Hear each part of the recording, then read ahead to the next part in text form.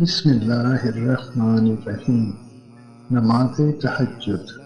کیا آپ کو معلوم ہے کہ فرض نمازوں اور تہجد میں کیا فرق ہے؟ فرض نمازوں کے لیے انسان اذان دیتا ہے، جبکہ تہجد کے لیے اللہ تعالیٰ منادی دیتا ہے۔ فرض نماز کے لیے اذان کو تمام انسان سنتے ہیں، جبکہ تہجد کی ندا کو بعض خوش بخت انسان سنتے ہیں۔ فرض نمازوں کو بہت سارے لوگ پڑھتے ہیں، جبکہ تہجد کو اللہ تعالیٰ کے خاص بندے پڑھتے ہیں۔ فرض نماز کی پکار ہے حی علی الصلاۃ، یعنی نماز کی طرف آؤ، جبکہ تہجد کے لیے پکار ہے کوئی مجھ سے مانگنے والا، میں اس کو عطا کروں۔ یا اللہ ہمیں تہجد کی محبت اور اسے پڑھنے کی توفیق عطا فرما۔